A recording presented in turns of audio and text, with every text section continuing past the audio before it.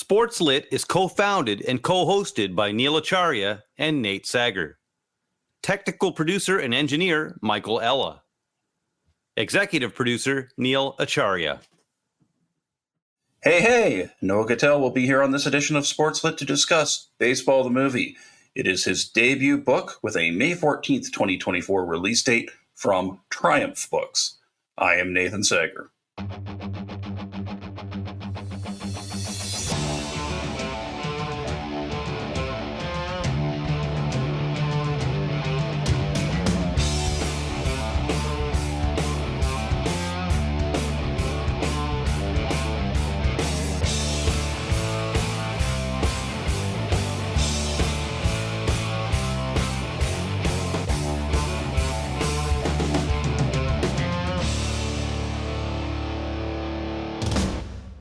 Greetings! In case you have not noticed, by gar, it has been a while since you could see a baseball movie at a nearby multiplex. Well, Noah Gittell says it is time to break out the rally caps to bring back the baseball movie, which has so often stirred something in the American and America-adjacent Canadian public. On face, this topic might seem just a bit esoteric. Or not if you have ever wondered, how did I end up in a comment section arguing about whether Dottie dropped the ball on purpose at the end of A League of Their Own, or if you've ever joked around or posited, as Noah Gittell does do in Baseball the Movie, that the first Naked Gun spoof counts as a baseball movie. Hey, did you know Leslie Nielsen was Canadian? This is Gittell's first book combining film criticism and baseball criticism. Makes sense. Baseball and Hollywood are two fantasy factories, but they are also a job, as Annie Savoy says near the end of Bull Durham. Gittell's just the guy to do it. He's a lifelong fan of the New York Mets, who Jim Brockmire once joked about are the New York Yankees of not being the New York Yankees. His writing has graced The Atlantic, talking about Noah Gittell here, The Economist, Elle, Esquire, GQ, The Guardian, the LA Review of Books, and many other fine publications. He also has a great Substack called Good Eye Movies in Baseball. Of late, he has been writing a countdown of his top 50 baseball movies, and I've been checking in on it to see where some of my cult favorites, such as Long Gone or Everybody Wants Some, see how they stack up. Now, again, it's been over a decade since the last time there was a baseball movie in the theaters that was a hit. So again, let's leave it to Noah to explain why there have not been many baseball movies lately. My little bit of knee-jerkism as well. Movies all seem to be sequels and remakes and reboots and rehashes and reimaginings now. When I brought up the recent dearth of baseball movies with friends recently, one observed, well, that's because Hollywood hasn't figured out how to market Bull Durham 2, Major League 4, and Field of Dreams, Taylor's version. Meantime, does Major League Baseball care if their sport is not getting that cultural clout on the silver screen? Not really. It seems to be more laser focused on increasing team valuations, chasing luxury dollars, signing up another official insert product you didn't know you needed of Major League Baseball. And it's too bad because we do, as a culture, count on sports and movies to fill one's cup emotionally. But we're now at the stage where data and expediency rules us. So everything has to be either big and over the top or very small scale. No, even smaller than that. Actually, do you think you could do it for less? Gittell, on his other appearances, also mentioned baseball movies often do not export well to overseas markets. I've also heard him point out how the mid-tier budget star-driven comedy, something that was a staple of the VHS and the DVD eras, just doesn't get made anymore. And you might loop baseball movies into that trend. Not every baseball movie that's been a hit has been a comedy, but many have been. And if you look at the numbers, 20, 30 years ago, comedies accounted for about 20% of movie box office receipts. But as the comic book movie and the Marvel and DC and all that stuff, I don't watch any of those movies, obviously. By the end of the 2010s, that market share for comedy had dipped into the single digits and only got back over 10% in 2023, thanks to Greta Gerwig's Barbie movie, which is a comedy. So Gittell is, calling for, I think, a revival and it's needed. He points out baseball movies often can stir hope. I mean, baseball is, as George Carlin said in that great bit, it begins in spring, the season of new life. It's an essential part of Americana, and Canadians have participated in that too. Think what the great writer Annie Dillard once said: "A baseball weighted your hand just so and fit it." Of course, the appeal of baseball is everyone is supposed to get their turn at bat, their turn in the field to produce outs. And it's harder to believe in that when Major League Baseball is just at this stage kind of participating in the enshittification of everything, just trying to consolidate the whole concept of baseball and pushing, the rabble, us bleacher bums, into the distance. And it's supposed to be a game for everybody, but there's also been some systemic exclusion. And baseball movies and baseball culture often reflect that. For instance, now here in 2024, it seems, and it's sad to say, the sport is all but opted out from being open to reaping the whirlwind of the long overdue women's sports boom that is happening, most notably in basketball, hockey, and soccer. And that sort of makes you think, and I think Noah Gittell, when we talked to him, said writing this book made him think about it too, that there were all these opportunities to shape institutional knowledge that were lost because the growth of baseball, they left behind black-owned businesses when the Negro Leagues were put out of business. There was a women's league in the 1940s. It's, as we know, from a league of their own, and it was not nurtured, and other opportunities for people who weren't stale, pale, and male to lead went by the wayside. Ironically, within that void, we have the highest earning baseball film, as just mentioned, Penny Martin, the late great Penny Martin, A League of Their Own, about a women's league. That's the highest earning baseball film of all time. It was the first one to clear 100 million, I believe. One of the others on the short list for the best baseball movie, Bull Durham, also had a distinctly feminist narrator / protagonist inhabited by Susan Sarandon.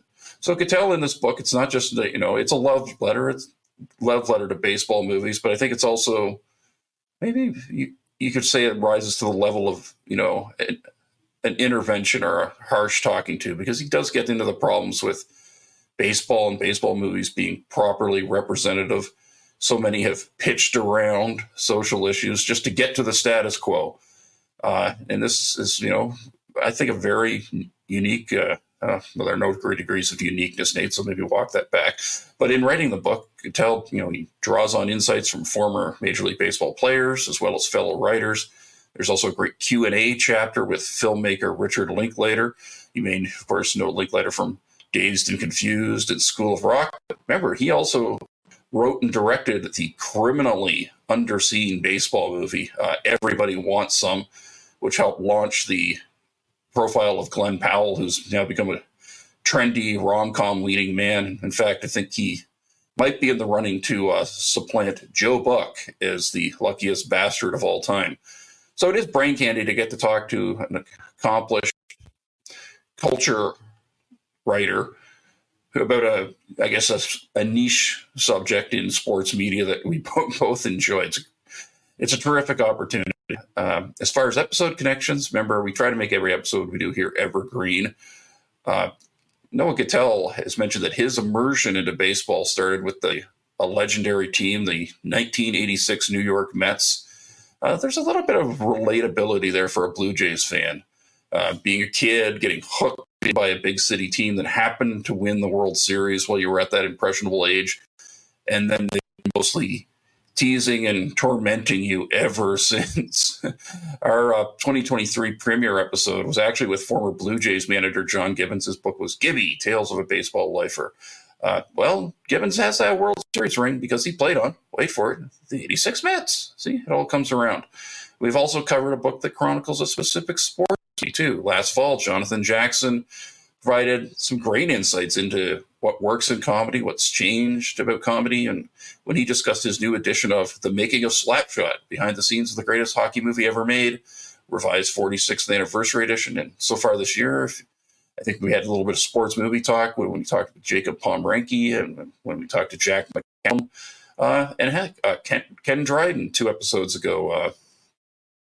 Well, we didn't get into it with him when we talked about his book, The Class, because that was very engrossing. But, Dryden is, I think, maybe the only Canadian who is depicted in both the hockey movie Miracle and the far superior 2006 Canadian Broadcasting Corporation miniseries Canada-Russia 72, because obviously he was Canada's goalie in the decisive Game 8 for Moscow.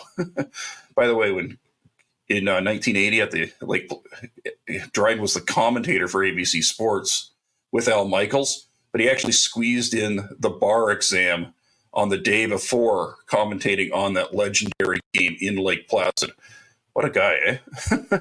So once again, it'll be Noah Gittell in studio momentarily to discuss Baseball, the movie. As well, you can, of course, visit sportslit.ca to look up our catalog along with links to buy all of the books Neil Acharya and I have read and discussed with authors and athletes since 2017. Now, this segment, of course, is brought to you by... Christ, I can't find it. To hell with it.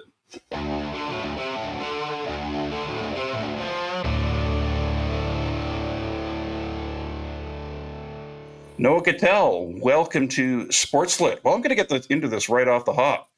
What do movie buffs not talk about when they argue about Dottie Hinson dropping the ball at the end of A League of Their Own? Oh, I'm so glad you asked that because that moment is such an important moment in baseball movie history. I mean, we're still talking about it today. People are still debating whether or not Dottie dropped the ball on purpose. But funnily enough, the screenwriters were not thinking about that at all. They've gone on the record saying like they didn't mean for it to be even a question. Now, that doesn't mean which way they felt about it necessarily, but when you watch the movie, there's that great shot, a close-up of the ball dropping. And people take that close-up to mean we're not supposed to know. All we see is the ball. We don't see her face. We don't see what happens after the collision. And that leaves the question unanswered. But to me, that's a close-up because it's supposed to signify how important that moment is, what it means metaphorically. To me, the question is not, did she drop the ball on purpose?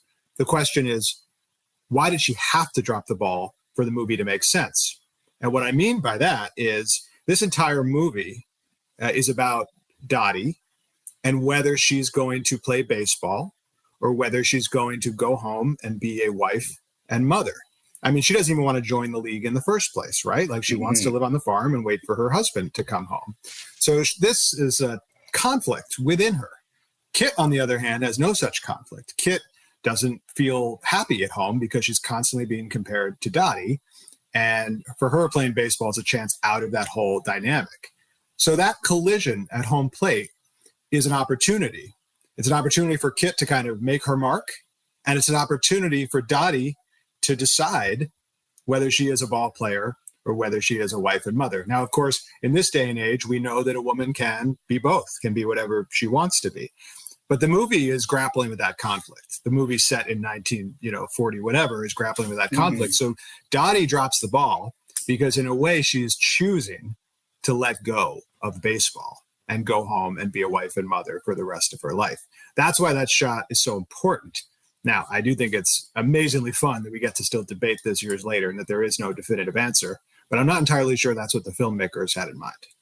It's wild. Like I said, when that was presented to me, I was like, just whoa. Like the Keanu Reeves Jeff right there. So now, why is it important to advocate for baseball movies right here, right now in 2024? Well, I'll tell you why it's important for me is because I love them, and we're in a fallow period for baseball movies. I mean, there hasn't been a baseball movie that has been a hit in 10 years since 42, the Jackie Robinson movie, which was an unqualified hit. There hasn't been one with a major release even since then. Everybody Wants Some was in a few hundred theaters, and this faith-based movie, The Hill, that came out last year was in about 1,000, but that was speaking to a very niche audience.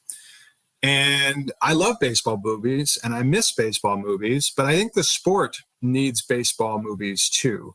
You know, when you grow up watching the game, all you see is what's on the screen, at least when we were kids, before, athletes all had social media and everything, and baseball movies really help fill in the gaps of like, who are these people? How do they think? What do they talk about in the dugout? What do they talk about at a conference on the mound, what goes on in the locker room, what goes on the bus. And to me, that really helped fill out my fandom. It helped complete my fandom. It gave me a sense of who they were, what their dreams were, what their fears were. And I think baseball really needs that, especially maybe even more so today when everybody's image is very carefully cultivated. The baseball movie has a chance to give a unvarnished look at what really goes on in these players' minds and hearts. And I think as a fan, that's something that I really appreciated about these movies. And I think some fans today maybe don't even realize they're missing because it's been so long since we had a good one. Yeah. And just to comment on that relationship from, your boyhood to adulthood, I don't know. When I was young and watching the Blue Jays, and we got 2 games a week on over-the-air television, Wednesday and Sunday usually, I felt, very close to the guys on those teams like Lloyd Mosby or Tony Fernandez. And now it's like I can follow the team day in and day out, and they've never seemed more distant. I was wondering, it's just from your perspective, why there's that juxtaposition that's grown over time. Well, I think part of it is the internet and social media, and how when somebody says something that is the slightest bit controversial, it gets amplified immediately. So I think a lot of athletes are very well trained in this day and age to not give interesting answers. I'm a Mets fan and I love Pete Alonso a whole hell of a lot, but man, that guy has never said an interesting thing in his entire life. And you can see the gears churning when he's being interviewed. Like, what is the least controversial answer I can give to this? And, God bless him. That's what he wants to do. He doesn't want to get in trouble. I totally understand it. But it does seem like players are more skittish than ever about saying the wrong thing. Yeah, and of course, there's access is tightened, there's state-run media. But keeping this on the baseball movie, why has it in the last, I guess probably since the early 2010s, why has it just sort of gone by the wayside in mainstream Hollywood? Yeah, I think there's a few different reasons. I mean, the baseball movie has always been an underdog. Even before, when the Lou Gehrig story was first brought to Samuel Goldwyn, he said, baseball movies are box office poison. I don't want to make this movie. And that reputation has stubbornly stuck to the baseball movie for a really long time. It went away in the 80s and 90s after The Natural kind of proved that there was an audience for a baseball movie. But then it returned, I think, in this century. Even Moneyball, I don't think really changed the narrative. And now there are factors that make it even harder to convince studio executives a baseball movie is a good idea. One of which is the lack of true movie stars. The Natural and Field of Dreams and Moneyball. I mean, these are movies that are sold on stars. Even a movie like Major League, which we think of as a big hit, was financed independently and had a small budget because it was an ensemble piece and didn't have stars. And that's how movies get made. The other thing about the baseball movie that's always been a challenge is that they typically have not performed well overseas. There are some exceptions. Moneyball did well overseas, probably because it had Brad Pitt's beautiful face on the poster. But in this day and age, the foreign box office is increasingly important to a film's bottom line. And baseball movies have traditionally not done well there. Now, I do hope that could change with the increasing internationalization of the game, but I'm not sure the studio executives have caught up to that yet. And not every baseball movie is a comedy necessarily, but how much does it sort of tie in? I heard you say this on one of your other appearances, that sort of mid-budget, star-driven vehicle that was prominent, I guess, in the VHS era and the early DVD era. Just to throw in a random movie from when I was 12, Parenthood with Steve Martin. It was a Ron Howard directed movie, same screenwriters as A League of Their Own, made for about $20 million, brought in $126 million. I'm not adjusting those for inflation. But that comedy is just, if that comedy gets made at all, it's made on Netflix, and I think it's written in one weekend, shot on one weekend, and edited the following weekend. Well, it was made, and it was made into a TV show. So there you go. Yeah. I mean, it that's where that belongs these days. By the way, those screenwriters also wrote City Slickers, which has quite a bit of baseball content in it too. But yeah, the mid-budget drama without superheroes or explosions, it's going the way of the dodo bird. I mean, I do think there's a chance for the baseball movie to come back because sports movies are actually doing quite well these days. There were a lot of them made in 2023. Not many of them were huge hits, but there were wrestling movies, there were basketball movies, there were racing movies, I mean, 80 for Brady was sort of a football movie. So I do think like we're right on the cusp. And I think there's an opportunity for baseball movies to come back. But you're right that the economic conditions are not favorable to it at the moment. And something that struck me in reading all of your writing, too, is you wrote about falling in love with baseball, following that 86 Mets team. And you've written about, there was this beauty and orderliness of the game and these men who were passionate but controlled on the field. That really spoke to me when I read that. Because I was thinking, how is baseball, just in terms of following it as a fan, how is it sometimes a good exercise in mood regulation when they play pretty much every day for 6 months? I've been thinking more and more about this as I've gotten older. But to me, baseball fandom provides a fantastic opportunity to grow as a human being. It really, really does. And I've written a lot about this on my Substack. They play, as you say, every day for 6 months. There are ups and downs, and you have to learn to roll with it. You have to learn not to get too high when your team is good and not too low when your team is playing badly, and know that they're never as bad as they are when they're on a losing streak, and they're never as good as they are when they're on a winning streak. And to me, that's the stuff of life. You have to learn to roll with life in the same way you have to learn to roll with baseball. And I love how baseball reflects those rhythms of life, like Bart Giamatti said, it starts in the spring and then it breaks your heart. And then, then you've got that long winter. And I think it's a fantastic opportunity for self-reflection if you as a fan are willing to use it that way. I think a lot of fans just want to use it to channel their frustrations and their anger. And I think that's a natural stage of fandom. But I've been able to kind of work through that and use it as an opportunity for self-reflection. And in a weird way, now I look forward to the losses as much as I do the wins, because honestly, the losses are an opportunity for self-growth more than the wins are, I think. And sometimes it really sharpens the sense of humor. Thinking of a group chat I had with friends the other day, I think the bottom of the Blue Jays order, their offense is just awful so far this season. They load the bases as the top of the order is coming out, and then I'm like, hey, nice of George Springer to strike out so Guerrero won't hit into an inning-ending double play. And then he hits a grand slam, and I'm like, see, all my negative energy, transfers. And then they proceeded to lose the game anyway. That's why you can get so superstitious about it, right? Is because every time you think you have it figured out and you know it's going to happen, baseball will change your mind. Now, Noah, with the book, how did you sort of realize that you could take this from, I heard you describe maybe it was going to be a collection of essays, and that's, great, certainly fine on its own. But then it seemed to evolve to where you sort of had this through line about how the baseball movies reflected, changes in the film industry, changes in American culture. How did that just come into focus for you? Well, I'll be very honest with you. The first idea for this book that I pitched was a collection of essays, and I was pitching it to agents. I probably sent it to 20 agents. 19 of them didn't write back or said no. And one of them said, hey, thanks for the pitch. I'm not sure a collection of essays is such a good idea. But what he didn't say was, don't pitch me again. So I sat there and I thought, well, what can I do? How could I make a story out of this?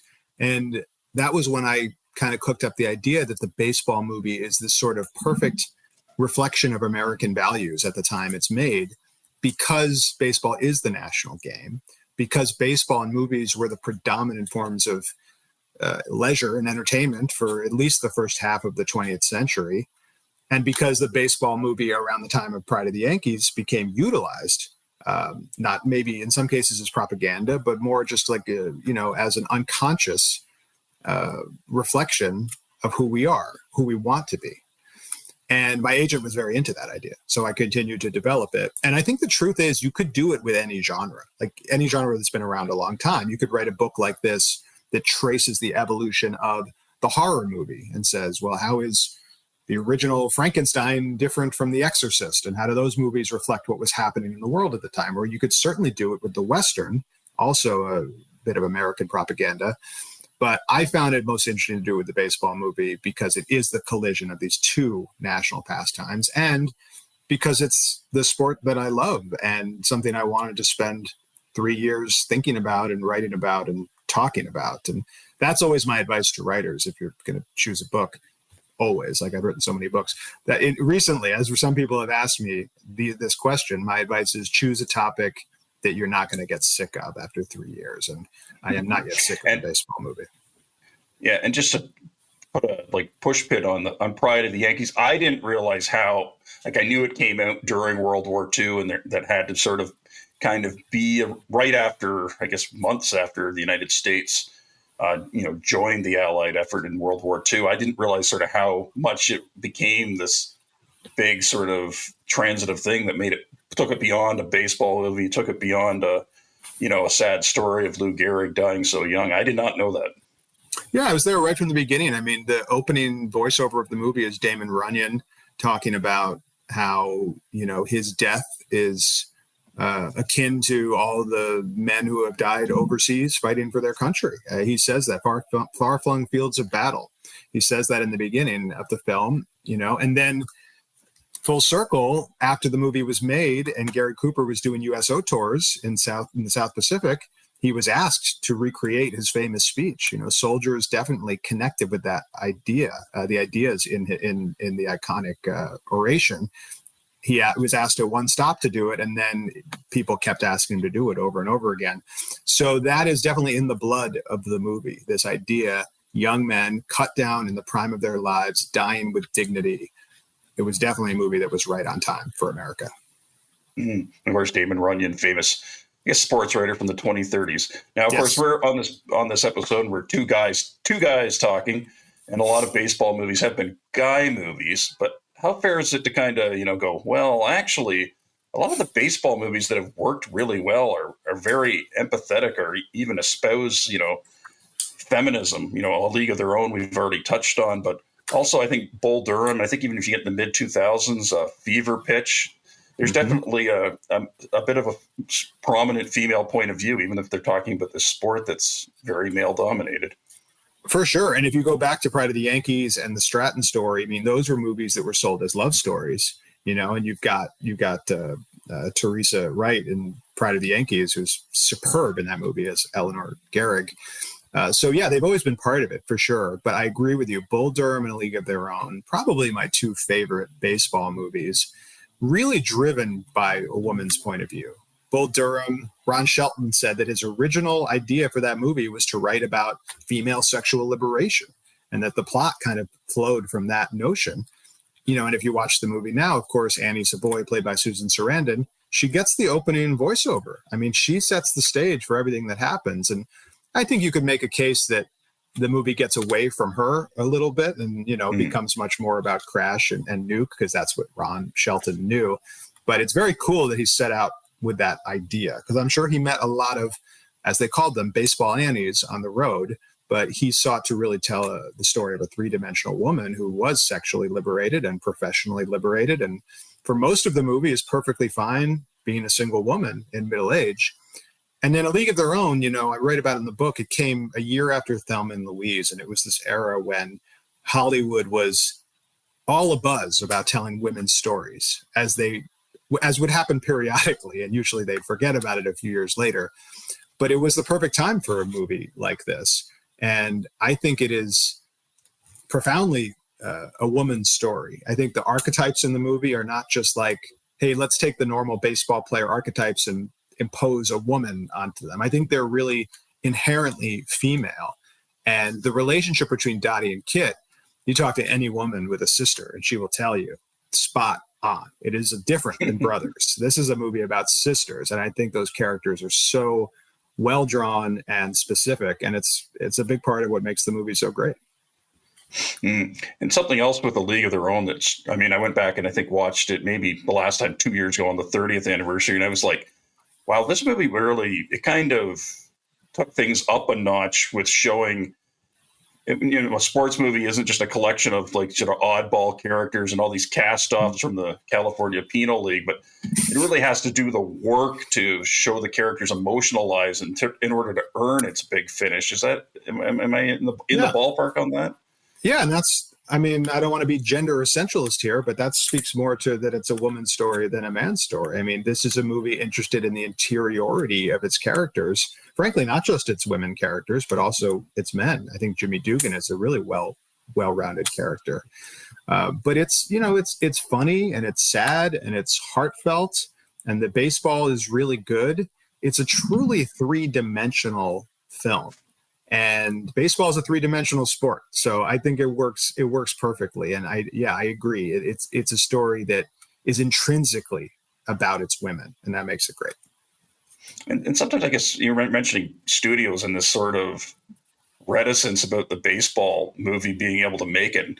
And when I read that, I flashed back. Miles Wolff was, famous, well-known minor league baseball proprietor. And I once got to chat with him because he owned the real-life Durham Bulls when Thom Maut, the producer, and Ron Shelton made Bull Durham. But he told me Orion Pictures, they also had 8 Men Out come out the same year, and they thought that was going to be the big hit. So what does that betray about how they can whiff so badly on predicting what film goers were going to identify with at that time, I guess? Well, I think Shelton was an unproven filmmaker, and I think the tone of Bull Durham was different than we had maybe seen in a sports movie for adults, or at least a baseball movie for adults at that time. So, and Kevin Costner, he was a rising star, but he wasn't like a proven commodity. He was like Glenn Powell today or something. Like, he was on the upswing, but he wasn't. I mean, he had to convince Ron Shelton to cast him by going out to the batting cages in Van Nuys, California, and showing them that he could swing the bat. He wasn't even Shelton's first choice necessarily. So when you compare that to 8 Men Out, you've got John Sayles, who was, I believe at this point, he was not yet an Oscar-nominated screenwriter or director, but he'd had this movie, Matewan, which was really well received, and he was an up-and-comer as well. And I think 8 Men Out might have seemed like a little bit of Oscar bait in a way. Here's a historical film, a period piece, great costumes, great, old-timey production, and I could see why they would think that would resonate. But looking back, Bull Durham is it's like a perfect movie. It's hilarious and it's romantic and it's sexy, and it teaches you so much about baseball that as fans, like stuff we just didn't know. So I think looking back, it's the platonic ideal in a way, but I guess I could see at the time it might have seemed like a risk. And I sort of also, I think in this, reading this, I learned a lot, and I'm sure you did too. What did you sort of learn when we've been on inclusion for a couple of minutes? But what did in the research? What did you sort of learn about some of, I guess you'd call this baseball's original sin, especially when it came to how, ending the racist line in the late 1940s when Jackie Robinson and Larry Doby came into baseball, and black-owned teams, black baseball, the Negro leagues were basically put out of business as a consequence of integration. That's something like that. I think that what did you sort of learn about that in research, and how is it maybe not always been properly told in baseball films? Great question. I'm embarrassed by how little I knew before I started this project. And, in my defense, the history of the Negro Leagues, especially the dissolution, the slow, gradual dissolution of the Negro Leagues, is not a story that was told until, fairly recently, when there was a revival of interest in Negro Leagues history. But I hadn't read Jackie Robinson's memoir, which was hugely important into understanding where these movies go right and where they go wrong. And by these movies, I largely mean 42 and the Jackie Robinson story. 2 movies that focus entirely on the same period in his life, which is when he was signed by Branch Rickey and basically his first year with the Brooklyn Dodgers. And that elides so much of his character, his identity, and his life. It tells you nothing of his childhood, where he suffered racism in the Jim Crow South, and also in Pasadena, California, where they moved after his father abandoned his family to basically go be a bachelor again and party. His time with what was known as the Pepper Street Gang in Pasadena, where he got into a lot of trouble with the police for mostly harmless stuff. I didn't know about his court-martial in the Army for sitting in the back, for not refusing to sit in the back of a bus. Fort Hood was unofficially segregated, even though segregation at Army bases was illegal. There's a good TNT movie about that called The Court-Martial of Jackie Robinson that is hard to find, but it's really good. And I didn't know about his time in the minor leagues, which was really just as impactful before he was called up to Brooklyn, where for the Montreal Royals, they won the national championship and the fans completely embraced him. He was chased by what one reporter called a mob of love down the street after they won the championship. It's such beautiful stuff, and the movie reduces him, both movies, to this kind of almost like Christ-like figure of restraint and passivity. And I understand the value of that in 1950 when integration had not yet been completed. There were many teams that still did not have black players on them. But I was surprised in 2013 that they were still telling that same story about him and leaving out all this stuff that made his journey and his identity much more interesting and much more complicated. Yeah, and you could just to piggyback on that a little, like they never mentioned that he was probably a better football player than a baseball player at one point because he played at UCLA, he set records, and they said it was his third best sport. He was better at basketball too, they said. And you were speaking about the Negro Leagues a minute ago. Yeah, that is the other thing, that integration, while this incredible step forward for race in America, for black individuals, destroyed the Negro Leagues, right? Destroyed these black-owned businesses, these black cultural centers in these black majority towns. And that is such a bittersweet, complicated thing to reckon with. But Bingo Long, a movie made in 1976, does reckon with it, at least in its final scenes. Coincidentally or not coincidentally, that is a movie that really didn't have much of a legacy until I think last couple of years people have been rediscovering it. So the complicated stories about race are the ones that kind of don't stick in the canon, unfortunately. And the more simplistic ones, like Jackie Robinson is a hero and Democracy is Great, those are the ones that do. And I can remember coming out of 42, I guess when it came out in 2013, and being like, man, I think the movie I would have wanted to see about Jackie Robinson would have been when he was about 42 years old or a little older and going through some things and, feeling like he was beating his head against the wall. And that was where we were hoping you could read from, Noah. There's a section maybe about the great Jackie Robinson biopic that I guess Hollywood was never able to make or was not receptive to. I'd love to. Whenever you're ready. There was one film that embraced Robinson's anger, although perhaps uncoincidentally, it never actually got made. Spike Lee wrote a script simply titled Jackie Robinson that he planned to make with Denzel Washington in the lead role. It took some time to get the financing. Convincing producers that there's an audience for black-made films has never been easy, even for a director of Lee's stature. By the time it came together, Washington felt he was too old to play the role, and the financiers dropped out. Lee's version would have been incredible. The script opens in meta-text, with an older Robinson at home with Rachel watching the Jackie Robinson story on TV. It acknowledges the myth before ripping it to shreds.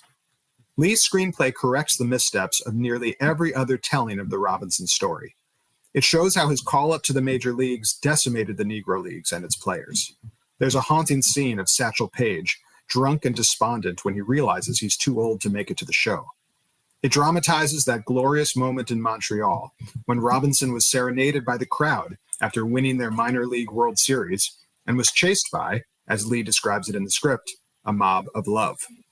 It makes room to celebrate the black patrons who showed up to the park that season, keeping as cool in the stands as Robinson did on the field, which, as Lee puts it in the screenplay, made this experiment a success. It even extends its focus beyond Robinson's first year in the major leagues, showing what it looked like when Robinson wasn't the only black player on the team. The next year, Roy Campanella and Don Newcombe join him on the Dodgers, where they engage in thoughtful debates about how to continue making change in the league. And yes, it captures Robinson's rage. For that famous game against Philadelphia, when Chapman stood on the top step of the dugout and hurled racial obscenities at Robinson, Lee's script offers Robinson a moment of liberation. Robinson fantasizes about walking into the dugout and viciously beating Chapman and the other players with his bat, It's all happening in his head, but it's described in gory detail in the script. Reminiscent of the Tarantino movies of the 21st century, like Inglourious Bastards or Django Unchained, in which rogue heroes get bloody revenge on history's greatest monsters, the short scene is crucial to this more honest, contemporary vision of Robinson. It doesn't shy away from the angry black man stereotype, but instead understands and even embraces his anger. This portrayal is more authentic to Robinson's experience, and it better serves the story, making his iconic restraint seem all the more impressive. Unfortunately, Hollywood thought the world wasn't ready for a more radical Jackie. Instead, they gave us 42, which is only looking for saints: Robinson, Ricky, and ultimately American capitalism. That's the not-so-secret message of the film. Dollars aren't black and white, Ricky says when first explaining his plan. They're green. Every dollar's green. Just a few scenes later, Robinson, offended by a gas station attendant's refusal to let him use the bathroom, threatens to take the team bus and our 99 gallons of gas somewhere else. The attendant changes his mind, and the viewers get a lesson in the power of the free market to change minds. This is the film's central idea, that racial progress occurs through capitalism, not through protest, boycotts, or political activism. If it wasn't perfectly clear, there's this exchange with a journalist on Robinson's first day of professional baseball. Is this about politics? The reporter asks. It's about getting paid, Robinson responds.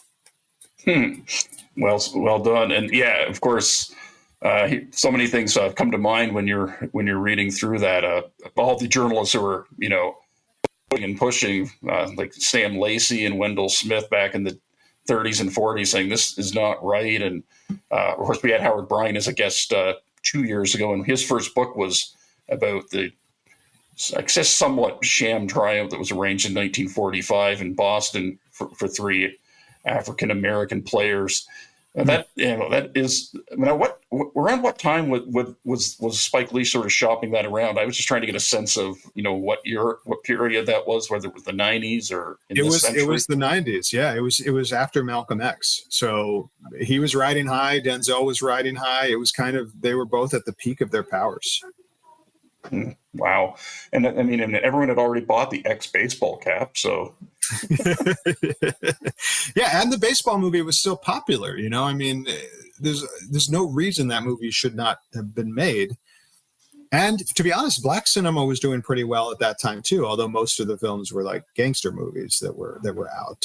So that's always been something Spike Lee has struggled with. I mean, it's kind of amazing. Just one of the great masters of cinema has always had trouble getting these movies made. And it's a shame because now this one's not going to get made. And that's why he released the script actually during the pandemic. He made it public for everyone to read because that was his final sort of acceptance that this amazing movie is just not going to happen. Yeah. Now, of course, when we talk about fandom, I think it's always about trying to find something that gives you structure and something to root for, even when it's, manifestly imperfect. And I guess that brings me to the chapter you wrote about a very popular baseball film, Major League. Now, how is it kind of almost this kind of double-edged gift to the genre? Because, I think you wrote, I quote, it was centering fandom, but it's also, as you say, rife with some, errors and hypocrisy. Yeah. I mean, I love Major League, but it is one of those movies that, looking at it through adult eyes, there's some problematic elements, let's say. So Major League does so many things really, really well. It is the first movie that really ties the culture of the city to the team, like this working class underdog city with this working class underdog team. That is really special as a fan to see that portrayed on screen. It's also the first baseball movie that really just follows a team over the course of a whole season. I mean, that's why it's called Major League, which seems like a very bland title, but it is like, it's the first movie to do that for a major league team and recreate the experience of watching and falling in love with a team, watching them grow and succeed and overcome challenges like we do in a really good real life baseball season. And then there's the euchre of it all, which, I mean, God, what a contribution to baseball cinema and to baseball, because in prior baseball movies, the play-by-play announcer is at best just there to sort of set the stage for the climactic moment. At worst, he's actually a foil, like in Angels in the Outfield. He's a bad guy, and this plays into the trope of journalists being evil in many baseball movies, because players, and they don't love having to talk to journalists. And Euchre turning that character into a source of comedy is like, it adds so much to that movie. And I love how he also stops being funny, like in the big moments, he just plays it straight, and I think that's kind of incredible too. But then it's got some issues. It's got some issues with its women, I think is probably the easiest place to go. This whole idea that the owner of the team, Rachel Phelps, was a showgirl in Vegas who married the then Indians' wealthy owner, took over the team when he died, plans to move it to Miami. And then the way that the players get revenge over her is by reducing her back into a showgirl in the famous like cardboard cutout sequence.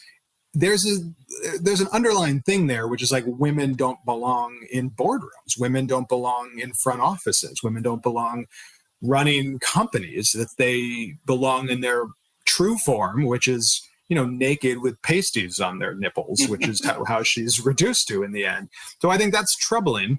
I also think the way Jake Taylor just stalks the Rene Russo character mercilessly is very unsettling through today's eyes.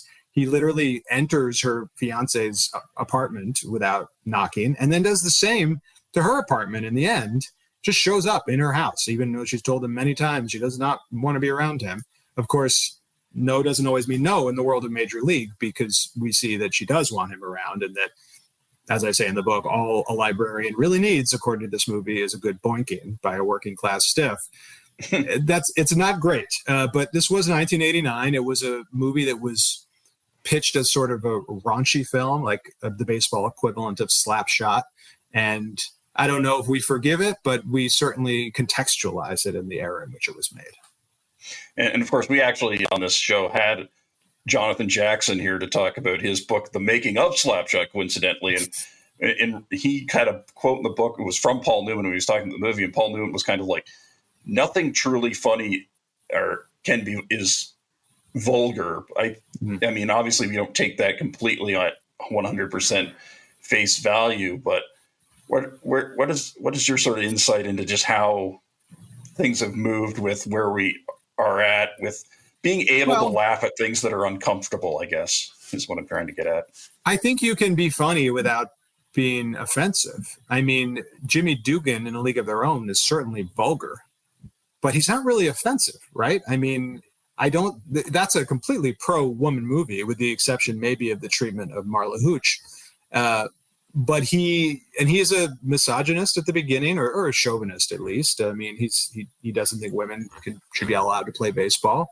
He's vulgar. He's offensive, but the movie isn't offensive. So I think there's certainly a way to do it in many cases to get laughs out of it without really hurting people. And I don't know that Major League really hurt anyone, but clearly it did something wrong, because it just feels so jarring today watching it, whereas A League of Their Own, I think, has aged beautifully. Every time I hear someone say you can't tell jokes anymore, I roll my eyes a little bit, because clearly you can. Many people are thriving, many people are succeeding. I think telling a joke without offending it's dancing over a minefield. It's hard, but we appreciate it when they achieve it. And I think Major League gets a lot of laughs that are totally fine, and I have no problem enjoying. And honestly, the chauvinistic stuff is not really even funny. I don't even supposed to be funny. It's just sort of in there as color and part of the culture of the time. True. And one specific baseball movie that from your and my, formative years that I wanted to ask, and this is for specifically a friend of mine, how did Little Big League walk so Moneyball could tell us about walks? I love talking about Little Big League because it's such a brilliant movie. Little Big League, I think, got overshadowed by Rookie of the Year at the time. The baseball movie boom was sort of sputtering out. People were getting a little tired of these movies. And Rookie of the Year was a big hit. And Little Big League, also about a kid who gets to the major leagues, albeit as a manager, not a pitcher, came a year later. It wasn't about the fun and colorful Chicago Cubs. It was about the Minnesota Twins. And I think it also came out like a month before the strike. And I think people were like feeling a little sour about baseball. But what they missed is this incredible movie with an outlandish premise that is rooted not just in like good baseball action, because they cast a lot of real like athletes in the movie, real players and former players, but in this prescient sabermetric thinking. I mean, to me, Billy Haywood, who is the lead character, 12-year-old kid who inherits the Twins from his grandfather and then installs himself as manager, he is a prototype for the modern manager, way before this type of guy even came around. For starters, he's a player's manager. He fires the guy who yells at all the players and installs himself, who basically just wants to be friends with everybody. And look, positive encouragement ends up working better than screaming and yelling. But more importantly, he is not beholden to the unwritten rules and the conventional wisdom of baseball. There's this incredible scene in the movie when he's trying to pitch himself as the manager to the general manager and the bench coach. And they say, you won't know how to do it. Baseball's all about situations and tendencies. And he says, give me a situation. So the bench coach invents this like late inning, we're down by a run, there's 2 runners on, this guy's up, what do you do? And instead of saying, oh, we should bunt, which is what the conventional wisdom would be, this character asks the bench coach all these questions. Who's rested in the bullpen, home or away, all these like 6 or 7 questions. And then he comes up with his conclusion, we should swing away and not bunt. And of course, bunting is like one of the great turning points in baseball thinking, one of those examples of how baseball thinking changed over the years, that the bunt became less of a given in certain situations. And he wins them over with this sabermetric thinking. And this was in 1994. This was long before Moneyball. It was long before Bill James became a household name. And yet it runs through this whole movie. And I was not able to talk to the screenwriter to figure out like how this happened, but I did talk to Ronnie Jazzy, who was one of the original Baseball Prospectus guys, who said, when I saw this movie in the theater as like a 19-year-old, it like blew my mind because I had never seen somebody validate the kind of thinking that I was just starting to get turned on to. And I thought I was the only one. So it really was way ahead of its time. And being marketed as a kid's movie, I don't think anybody except Ronnie and probably a few other people who were in the audience really even understood what it was doing. Yeah. And when you detailed all that, I was like, wow, I remember the scene and it's like, okay, yeah. And I was I guess an outlier, just a nerdy kid whose teachers, flipped me a few copies of their Bill James baseball abstracts when I was like 11 or 12. And I also had the original Earl Weaver baseball on a Tandy desktop computer, and it had the Weaver on Strategy book with it, where he used all about. I don't even have a bunt sign, So I was just like, all right. And I was always the one who's like, I had to do everything different. Now, speaking of directors and filmmakers, the book has a Q&A with Richard Linklater, and I'm the guy who has to watch Dazed and Confused at least once a summer and be like, wow, how did you put my teen years on film, but set it a year before I was born? And even though I was the kid who stayed home every Friday night. Now, you actually reviewed that for The Guardian back in 2016, and you talked about it was an important movie. It was kind of, how am I getting this right? It was kind of... You're talking about Everybody Wants Some. Everybody Wants Some, yeah. Which I've seen probably 15 times.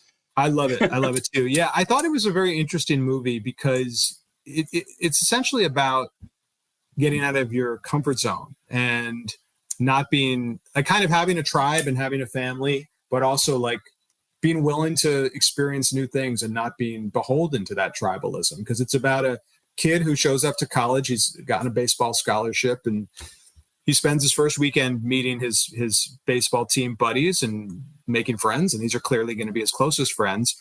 But they also hang out at a punk party and they go to a disco and they put on cowboy gear and go to a country western club and go to a theater party as well, theater kids party. And the movie is very much about that as much as it's about baseball. It's about, as one character says, embracing your inner weird, but also about like being open to new experiences and being friends with all kinds of different people. And I think that's a pretty cool thing because, baseball it's a conservative sport in a lot of ways, but it's also got a lot of weirdos in it. It's got a lot of people who are into weird stuff. And in that way, everybody wants some, feels very much like it captures something unique about baseball that not many of these movies do.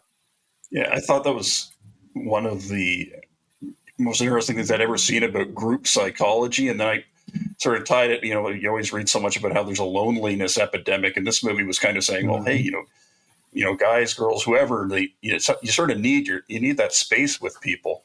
And I think that's why I kept coming back to it. I agree. And it was a love letter to this time in the early 80s when all those cultural forces were sort of coexisting, I think. And also the college experience as it used to be, when you really do get exposed to new ideas and you don't just stay in your little corner with your own ideals, which you can do now in the internet and everything else. So it's that movie makes me happy and sad at the same time. True. And just one more observation about it before I get to the next question. It's a movie where you see people leaving to, well, I would say as a Canadian, go off to university, but you never see, no one has their parents there. Everyone's just, and obviously that changed by the 90s. Yeah. One thing I do feel I have to ask too is how did you sort of approach writing about faith-based baseball movies? Is that something I subscribe to I get the Tubi streaming service, and there's a ton on there, and I'll watch a few once in a while just to give it a chance. And maybe sometimes after 10 minutes, I'm like, okay, this is not good. Sometimes I've made it to the end with a few, but how did you sort of launch into that? Well, I knew the last chapter had to be something a little bit different. And I considered doing a chapter on baseball on TV, because that is one place the baseball movie has migrated over the last 10 or 15 years. But it's a movie book, so that didn't feel right to me. And then I discovered, I was looking up Baseball Almanac's master list of baseball movies, and there were all these ones from the last 15 years that I'd never heard of. And I started looking them up, and they were all these Christian baseball movies.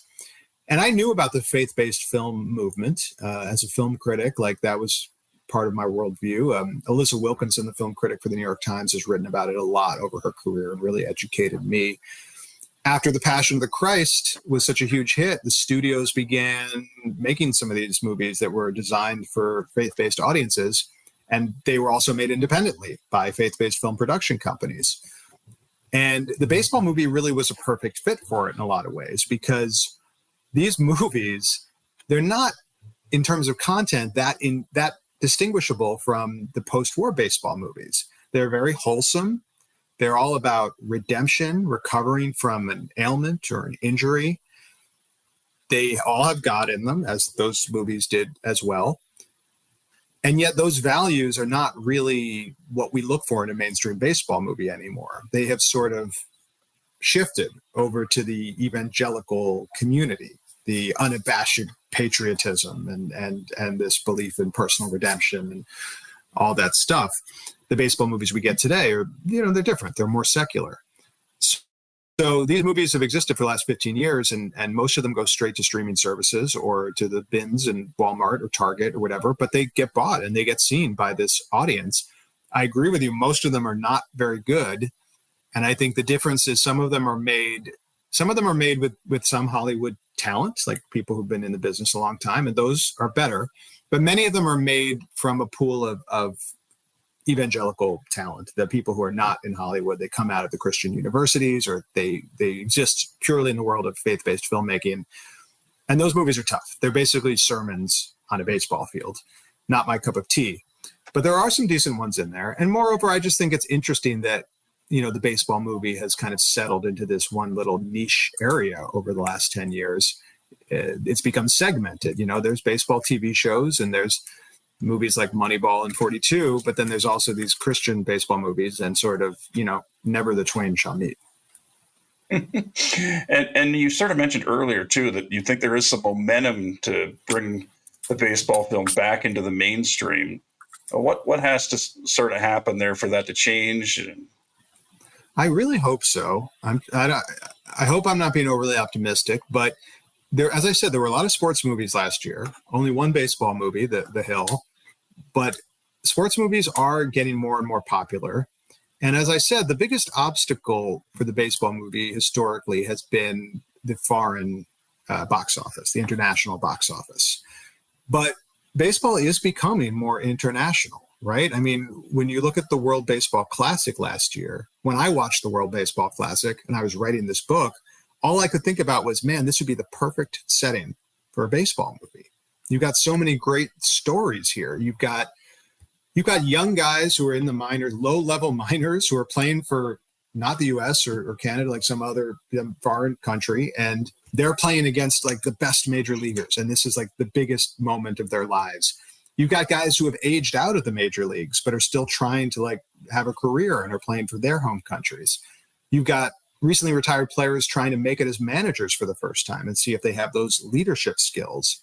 And then you've got the two greatest players in the world facing off in the final at bat, and with like the biggest baseball audience of all time.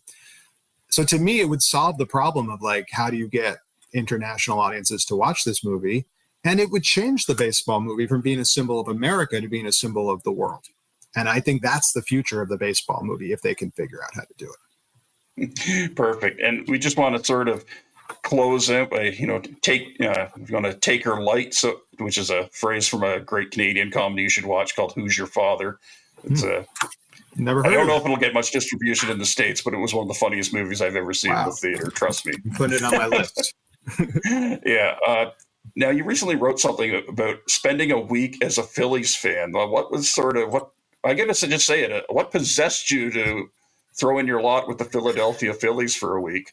I'm so glad you asked me this question, because it's something I've been thinking about a lot. As I mentioned when we were talking about Everybody Wants Some, like tribalism is the biggest problem in our society, if you ask me. And yet in sports, we think it's okay, right? I have so many smart friends, compassionate people who are Mets fans. And yet when I say, hey, I was just in Philadelphia, it's a great town, they say, that place sucks. And I'm like, what? Philadelphia is a great town. And they're like, no, it sucks. Their fans are trash. It's horrible. And of course, every fan base has some team or some city that they feel that way about. This is like the essence of sports fandom in many ways. But it always just seems so ludicrous to me. I mean, it's like, hating someone for their religion. It's like, well, if I was born in Philadelphia, I'd be a Phillies fan, and that would be the end of it. And the truth is, that sort of tribalistic attitude, I'm not going to be preachy and say like everyone needs to change. But for me, I just found it wasn't making me happier as a fan. I don't like hating other teams, other people, other places, even if it's in a lighthearted way. And I went down to Philadelphia. I had friends down there. I dog sat for them for a few days while they were on vacation, and they did me a return favor of taking me to a Phillies game.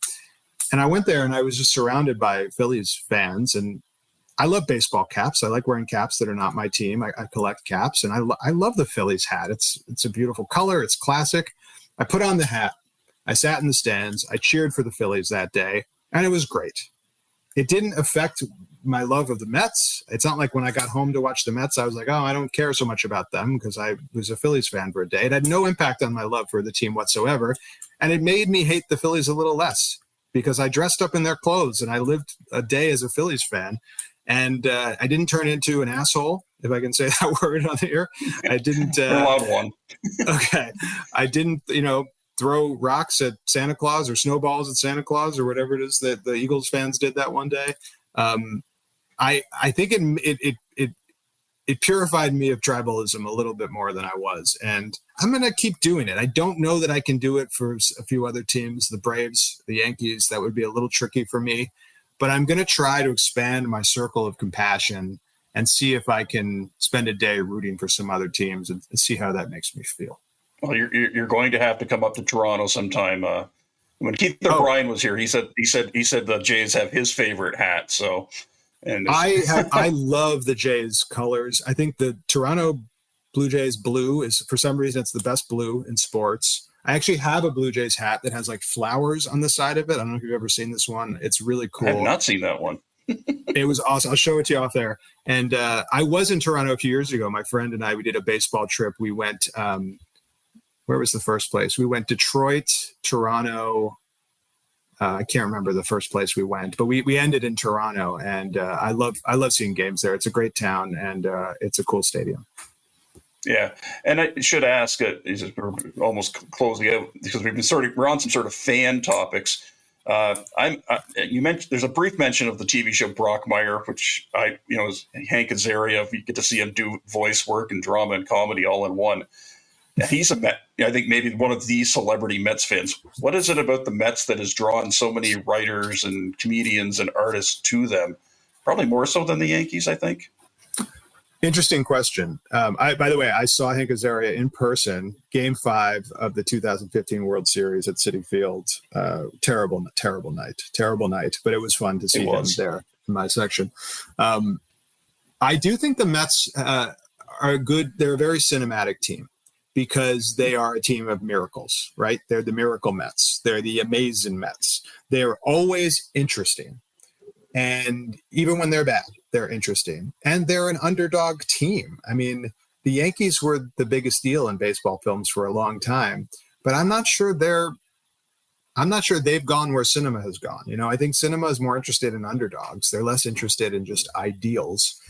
And you've got the Mets in so many movies. My favorite use of them probably is in Men in Black. Well, in the whole Men in Black franchise, but especially Men in Black 3.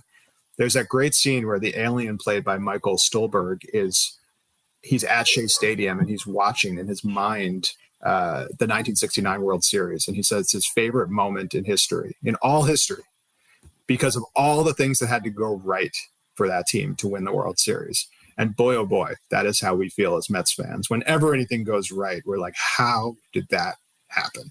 And we know it will never happen again. And then of course 2015, painful memory for a Blue Jays fan because we're like watching the Kansas City Royals walk over the Mets and we're like, that should have been us in the World Series. I know. I don't know how that happened. The Royals, they're never going to win a World Series again, but they somehow managed to that time. Yeah, and as I glanced down on my phone as we're recording this, I'm like, yeah, the Mets and Jays are both just under the 500 mark, but we know they will someday they'll end up in the World Series against each other. Maybe you, me, and our producer Neil Acharya will all be there. Well, no, this has been fantastic. This is also one of the easiest titles for me to remember. Baseball, the movie, releasing from Triumph Books on May 14th.